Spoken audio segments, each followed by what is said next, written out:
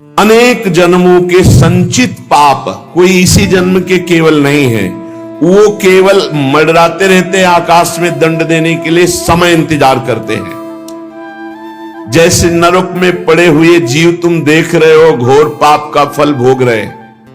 केवल दिखाया गया था नरक, जानते हो किस बात से? कल याद होगा, सुमति जी ने पानी पीने जाने वाली गौओं को वैश्य कुल में 7वें जन्म में जन्मे जब थे तो उन्होंने उनको नहीं पीने दिया। इसके अपराध से उनको नरक दिखाया गया था। तो वो यमदूतों से प्रश्न करते जाते हैं और उनका उत्तर यमदूत देते जाते हैं। ये जो तुम देख रहे हो तड़पते हुए जीवों को नरक में, महापापी लोग हैं, अपने पाप का फल भोग रहे हैं। जब कोई पुण्यात्मा होता है तो स्वर्गलोक में जाता है, देवताओं के साथ रहता है, गंधर्व उसका गुणगान करते हैं, अप्सराओं का नाना प्रकार से सुख उठाते हैं। और जब पुण्य भोग क्षीण हो जाता है तो फिर यहां आकर के मनुष्य लोक में अपने कर्मानुसार जन्म लेते हैं। राजन, ये जो तुमने पूछा कि किस किस पाप से पापियों को कौन कौन सा नरक में दंड मिलता है, वो मैं बतला रहा हूं। जो नीच मनुष्य कामना और लोभ के वशीभूत होकर दूषित दृष्टि से हर स्त्री को भोग भाव से देखता है, जिसको देखता है बस काम भाव से देखता है। बोले जो दुष्ट दूषित भाव से माताओं बहनों को भोग दृष्टि से देखता है, तो यहां बड़ी बड़ी चोंच वाले वज्र के समान जिनकी चोंच ऐसे गिद्ध बार बार हजारों वर्ष उनकी आंखों को नोचते और खाते रहते हैं। वो आंखें बार बार होती रहती हैं, बार बार निकालते, यही वहां है कि मरना नहीं है। उनकी दोनों आंखों को वज्र तुल्य नरक के पंछी बार बार निकालते हैं और खाते हैं, और उनके पुनः नए नए नेत्र उत्पन्न हो जाते हैं।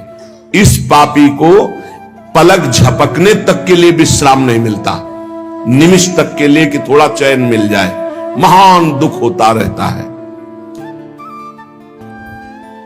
हजारों वर्ष तक उसको इस नेत्र दर्द पीड़ा भोगनी पड़ती है।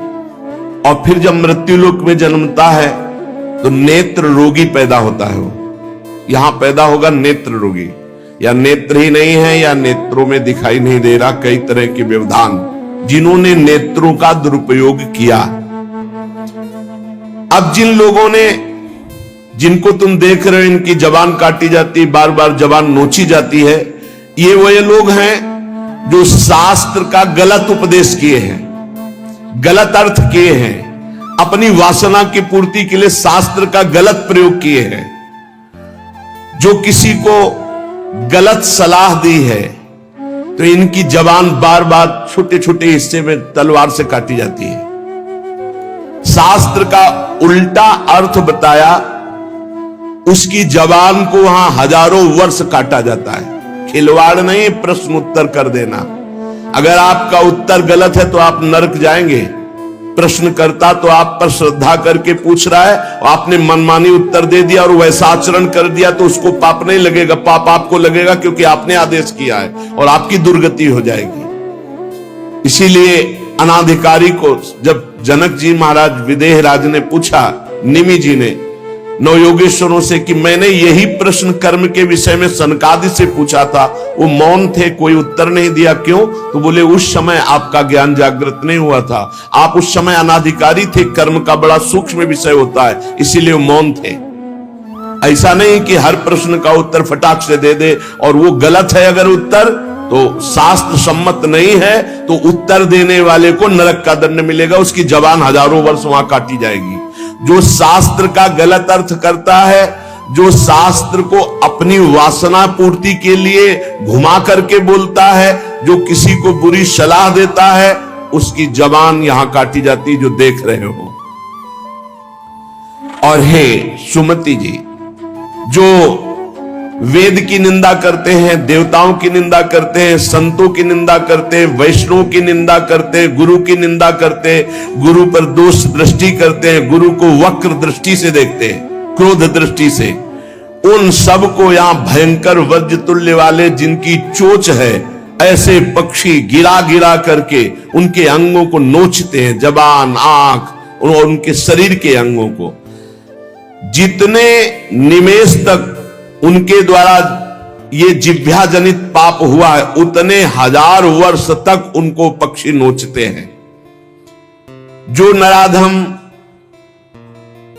बिना दोष के दो मित्रों में फूट डाल देते हैं, एक दूसरे की चुगली करके, पिता पुत्र स्वजन में भेद पैदा कर देते हैं, और जो पुरोहित, बहुत ध्यान देने योग्य बात, अनुष्ठान का संकल्प लेता लेकिन अनुष्ठान पूर्ण नहीं करता, जजमान को क्या पता। जो पुरोहित जजमान से नियत संख्या ले ली धन और अनुष्ठान पूरा नहीं किया, या जो अपनी माता और पिता का अपमान किया, जो अपने शरणागत, अपने अर्धांग विराजमान पाणी ग्रहण की हुई पत्नी का विविध प्रकार से अपमान और शोषण किया, वो यहां आरे से चीरे जाते हैं 1000 वर्ष तक। दिखाया, देखो ये बीच आरे से आराम आराम से एक एक अंग चीरे जाते हैं। उस पुरोहित को भी दंड मिलता है, उस पुत्र को दंड मिलता है जो माता पिता का अपमान, उस पति को दंड मिलता है जो पत्नी का शोषण, उस पत्नी को दंड मिलता है जो पति से छल करती है। आप खुली आंख इनकी दुर्गति देख सकते हैं। जो दूसरों को कष्ट देने का स्वभाव बना लिया है, बातचीत चेष्टा से कष्ट ही देना है, जो दूसरों की प्रसन्नता में जलते हैं, जो दूसरों की घरों में, सोए हुए घरों में आग लगा देते हैं या फसलों में आग लगा देते हैं और उनको प्राणांतक कष्ट देते हैं, उन अधम पापियों को यहां जलती हुई आग में जलाया जाता है। तुम देख लो, तपती हुई बालू डालकर उनको भूना जाता है और यहां आग में उन्हें जलाया जाता है। जो एक जगह निमंत्रण मिला, फिर दूसरी जगह निमंत्रण मिला, तो पहले निमंत्रण वाले को छोड़ करके दूसरे के यहां निमंत्रण पाकर फिर पहले वाले के यहां निमंत्रण पाने गया। ऐसा नहीं है, ये नरक का कारण बन जाएगा। एक जगह निमंत्रण है, वहां गए, अगर हम भूखे हैं तो भूखे, नहीं मिला तो नहीं मिला, अब दूसरे दिन देखा जाएगा। 2 3 4 निमंत्रण, ऐसा नहीं। जो ब्रह्मर्षि किसी देव कार्य के लिए, पितृ कार्य के लिए यजमान के द्वारा निमंत्रित किया गया और वो दूसरी जगह भोजन कर लिया, दूसरे निमंत्रण को स्वीकार करके फिर उसके यहां भोजन करने गया, तो उसको यहां नरक में 2 टुकड़े करने वाला दंड मिलता। बार बार उसके 2 टुकड़े, ये बार बार बहुत जगह भंडारा, बहुत जगह निमंत्रण, ये ऐसा नहीं है। सिद्धांत है, तुम भूखे हो तो एक जगह चले जाओ और अपना पेट भरो, भजन करो। ये नहीं कि 5 जगह चले गए तो खूब दक्षिणा 5 जगह की मिली तो सुन लो। ये तस्मा शास्त्रम प्रमाणम, ये शास्त्र है, मनमानी नहीं। पहले ऐसा कभी ब्रह्म ऋषि जन नहीं करते थे। 5 घरों में भिक्षा मांग लो या निमंत्रण है तो एक जगह जाके पेट भर लो जो रूखा सूखा मिले। ये 14 जगह भंडारा, 14 जगह निमंत्रण, तो उसकी व्यवस्था है। ये नरकगामी बना देगा, बुद्धि भ्रष्ट हो जाएगी। जो सदैव कड़वी बातें बोलकर लोगों के दिल पर चोट पहुंचाते रहते हैं, कुछ लोगों का ऐसा स्वभाव होता है, जब बोलेंगे तो हृदय की पीड़ा प्रकट हो ही जाए, ऐसा उनका है। ऐसे हैं वो, ऐसे बोलते हैं कि अत्यंत पीड़ा दे। ऐसा करने वालों को यहां के पक्षी टूट पड़ते नरक में लाते हैं, नोच नोच करके उनको खाते हैं। जो यहां किसी की चुगली करता है, उसकी जिह्वा तेज छुरे से बार बार ऐसे ऐसे चीरी जाती है, फिर पूरी हो जाती है, फिर चीरी जाती है। जिन्होंने उद्दंडतावश अपने पूज्य जनों का अनादर किया, उनको मारा, पीटा, गुरुजनों को, अपने गुरु को, माता को, पिता को, बाबा को, पितामह को, ये पूज्य जन है, ये गुरु के समान पूज्य है। जो अपने गुरुजनों को, पूज्य जनों को अनादर करता है, दंड देता है, मारता है, पीटता है, वो देखो ये कुंड बने हैं विष्ठा के, पीब के और मूत्र के। मूत्र का कुंड, विष्ठा का और पीब का, नीचे करके मुख उन्हीं कुंडों में डाल दिया जाता, ऊपर से पैक कर दिया जाता है। हजारों वर्ष वही खाओ वही सड़ो, कितना भयानक कष्ट है। नीचे के मुख करके उसमें डाल दिया जाता है। जो लोग भोजन बनाने, बहुत ध्यान से सुनो, भोजन बनाना उद्देश्य रखो, यज्ञ है, यज्ञ के लिए भोजन बना रहे हैं। सबके हृदयों में भगवान है। पहले भोग लगाओ श्री भगवान का, फिर दरवाजे पर निकलो और आसपास झांक के देखो, कोई पशु पक्षी, कोई मनुष्य, कोई संत महात्मा, कोई भूखा तो नहीं दिखाई दे रहा। अगर एक गाय है, कुत्ता भी, तो घर से जाओ, रोटी लाओ, पहले उसे डालो, भगवत स्वरूप मान करके पहले। फिर अपने घर में जो बड़े बूढ़े हैं सबसे पहले उनको पवाओ, बच्चे जो हैं उनको पवाओ। अच्छी अच्छी चीज तुम पालो, बड़े बूढ़े नहीं, अभी आगे आएगा, उनको भी दंड मिलता है। तो जो रसोई बनाए तो उसे भाग लगाना चाहिए, देवता का भाग, अतिथि का भाग, कौवे का भाग, गाय का भाग, और अपने जो पूर्व के बुजुर्ग जन हैं पहले उनकी सेवा। अच्छा, जो भी रसोई बने, भगवान का भोग लगाया, दरवाजे तक गए, अतिथि को देखा, एक गौ के लिए ग्रास निकाला, एक कौवा पक्षी आदि के, जरूर जरूर ये नहीं निकालोगे तो पाप है। गीता जी में कहा, जो अपने लिए पका के पाता है वो पाप पाता है। तो जो अभ्यागत, अपने बुजुर्ग और अतिथि, अब कोई साधु महात्मा आया, माना कोई भी हो, वो दरवाजे में पुकारा, राधे श्याम, आप छुप नहीं सकते, आपको निकलना पड़ेगा। हाँ, राधे राधे, क्या चाहिए, क्या सेवा करूं आपकी? आप जल पिएंगे, आप भोजन पाएंगे? नहीं, मुझे पैसा चाहिए। वो नहीं दे सकता, खत्म खेल, आपका आदर हो गया। आप मृदु वचन में इतना तो बोल सकते हैं, राधे श्याम, आप इतना बोल सकते हैं, आप जल पिएंगे, आप रोटी पाएंगे, भोजन प्रसाद पाएंगे। नहीं, मुझे रुपया चाहिए। नहीं, मेरी श्रद्धा नहीं, मैं नहीं दे सकता, सामर्थ्य नहीं है, श्रद्धा नहीं है, कुछ भी आप कह दो उस पे चलेगा, पर आपको निकलना चाहिए। यदि आप छुपे रहे हो, आपके कान में आवाज आई, आपके दरवाजे से भिक्षुक वापस जा रहा, तो आपके सुकृत नष्ट हो जाएंगे और आपको पाप लगेगा। ये धर्म है, अतिथि देवो भव। देना ना देना वो आपके ऊपर की बात है, लेकिन मृदुवचन, जल और भोजन, ये तीन तो प्राय सब, नहीं कुछ है, एक फल दे दे। अगर वो कहता है मुझे भूख लगी है, तो आप वहीं गेट के बाहर बैठिए, परिचय नहीं है इसलिए, घर में जो सदस्य पुरुष वर्ग का, उससे 2 रोटी भेज दीजिए। जो दुष्ट आए हुए अतिथि का अपमान कर देता है, अतिथि देवो भव, बड़ी महिमा ग्रस्त धर्म में अतिथि सेवा, साधु सेवा की, उसे यहां पीब चाट चाट के पवाई जाती है नरक में। उनका बुरा हाल होता है, बहुत सावधान है। इसीलिए धर्मात्मा पुरुष एक एक कार्य को बहुत धर्मपूर्वक, जो यहां दूसरे के भाग का अपहरण कर लेते हैं, पंगत में एक ही भोजन चलना चाहिए, ऐसा नहीं छुपा होना चाहिए कि 10 लोगों को और 10 लोगों को और। घर में ऐसा छुपाव नहीं होना चाहिए कि बूढ़ा बुढ़िया के लिए सूखी रोटी दाल और आप गर्मा गर्म हलवा और अच्छे अच्छे पदार्थ पा रहे हो। जो ऐसा भेद करके भोजन करता है, मुखिया मुख सो चाहिए, खान पान सो एक। जिसके घर में समर्पित नौकर हैं उनको भी वही भोजन पवाओ जो तुम पाते हो। ऐसा नहीं हो सकता कि तुम बढ़िया बढ़िया और फिर निकृष्ट भोजन उसको, ये तुम्हारा पाप बन रहा है। सबके हृदय में भगवान है, भोजन वही, तुम भले बचा खुचा पालो, घर के मालिक हो, लेकिन सेवकों को, बालकों को, वृद्धजनों को, अतिथि जनों को भरपूर। ये धर्म का ज्ञान अगर नहीं है तो फिर कह रहे कि शरीर बड़ा भयानक मिलता है और मुंह सुई की नोक के बराबर होता है।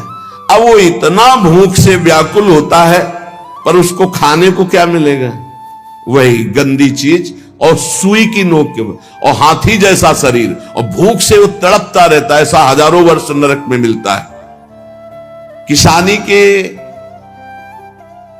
बहुत पुरानी घटना नहीं है, भाई जी महाराज कह रहे, कुछ वर्ष की है, यह अक्षरशः सत्य है।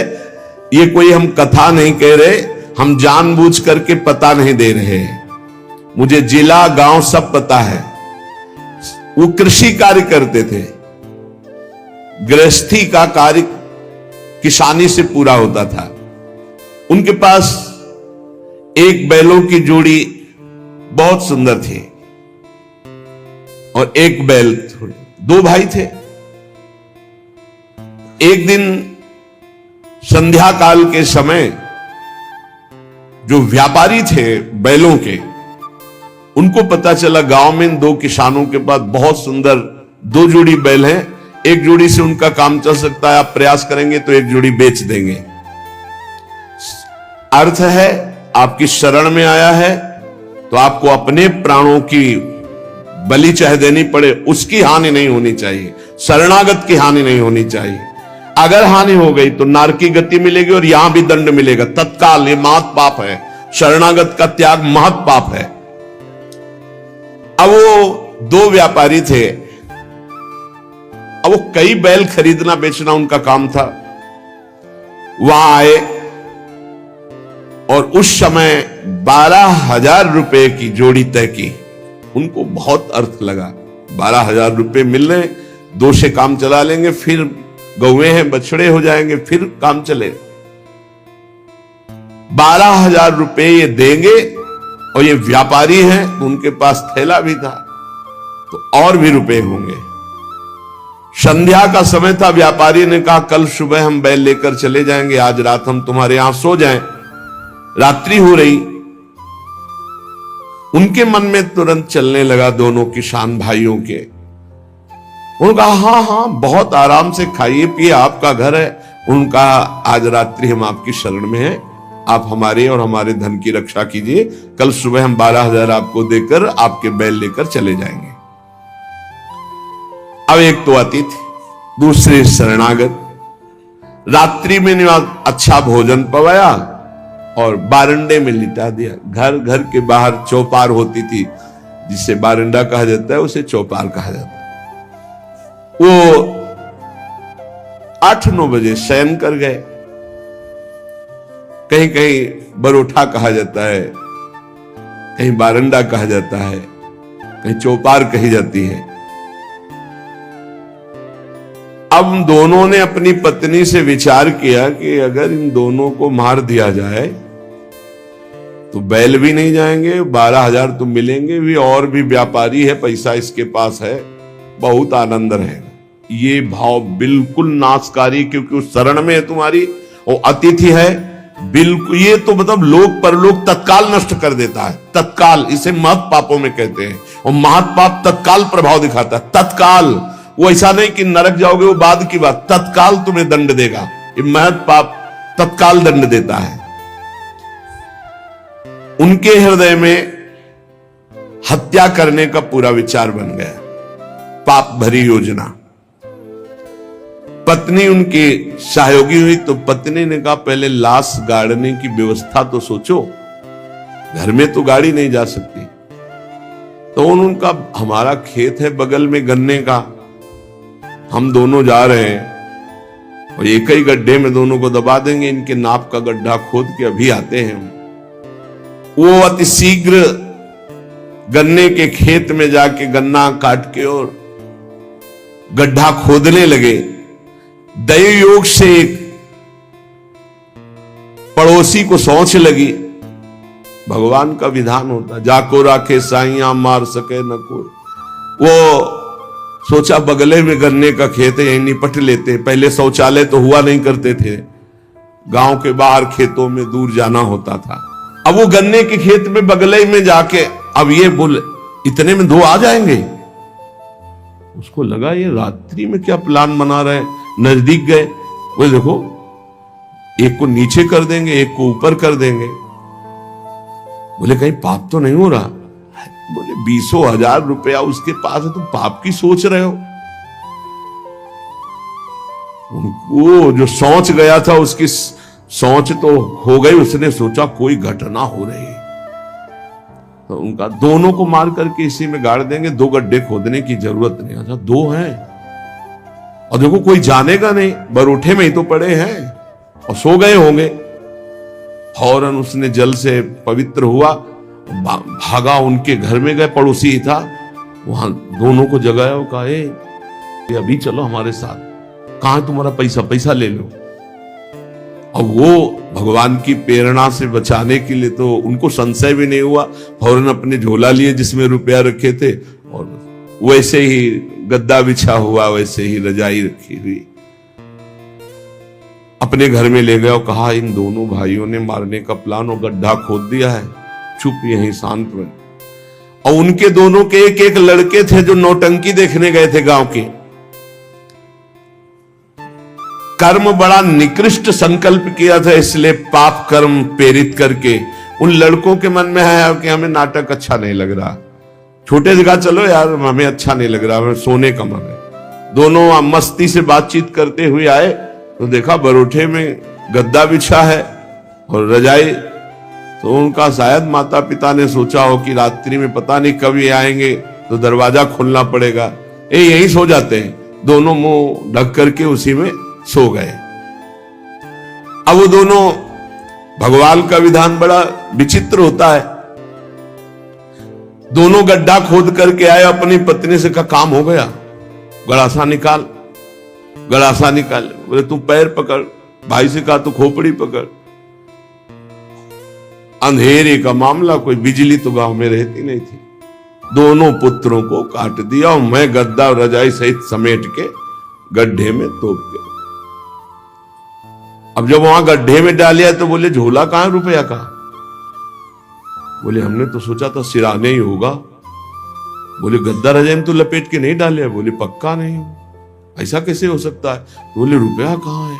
अब वो तो बड़े चिंतित कि जिसके कारण मारा वो रुपया नहीं। और फिर गए गड्ढा खोदा और जब देखा कि हमारे लाला, हमारे ही पुत्र, और ना तो चिल्ला सकते हैं ना रो सकते हैं, ढूंढा वहां पैसा नहीं, ना वो जिनको मारना था वो थे नहीं, अपने बेटों को मार दिया।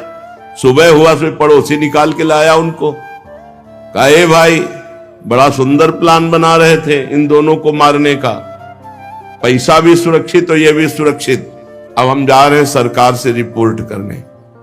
दोनों को जेल हुई, दोनों पुत्र मारे गए, दोनों पत्नी और पति सहित सजा को प्राप्त। अगर शरणागत है, कोई धन लिए हुए है, आपके समीप आया हुआ है और आप थोड़ा भी लालच करके उनका अहित करना चाहते हैं तो शरणागत का अहित सोचना मात्र अहित कर दिया, ये तो यहां दंड मिला, पूरा जीवन बर्बाद हो गया, पूरा जीवन बर्बाद हो गया। पति पत्नी जेल में, लड़का मार डाला, रह क्या गया, सब बर्बाद, और अब नारकी गति भी होगी। तो कह रहे हैं जो आए हुए शरणागत के साथ छल करता है तो यहां थूक, खखार, विष्ठा, इसके कुंड बने हैं, इनमें डाल दिया जाता है। आनंद लो, सोचो, थोड़ी देर भावना करो, गटर में पैक कर दिया जाए, आपको मरना है नहीं। थूक, खखार, लाभ, उसमें ये नारकी गतियां हैं। हे सुमति, बहुत ध्यान दीजिए, जो लोग झूठे मुंह और झूठे हाथ, देवता का स्पर्श, देवता को प्रणाम, गुरुजनों को प्रणाम, जो लोग ऐसा अपवित्र कार्य करते हैं उनके हाथों को यहां यमराज तिल तिल भर करके काटते हैं, कानों में डाला जाता है बार बार, तपाया हुआ लोहा, बार बार। गुरु निंदा सुनी, संत निंदा सुनी, वैष्णव निंदा सुनी, सुनने वालों को, और बड़े हर्षित होते। जब किसी की निंदा होती ना तो कुछ लोग ऐसे हर्षित होते जैसे उनको सम्राट पद मिल रहा हो। अरे पर निंदा के केते आवत नहीं कछुआत, मूर्ख पर्वत पाप को ले चल अपने साथ। यहां विलाप करते हैं, पर यहां यमदूत स्वयं कह रहे हैं हम लोगों के हृदय में दया तनिक भी नहीं, और क्रोधित होकर उनको और कष्ट देते हैं। जैसे वो विलाप करते हैं तो क्रोधित होकर और कष्ट देते हैं। जो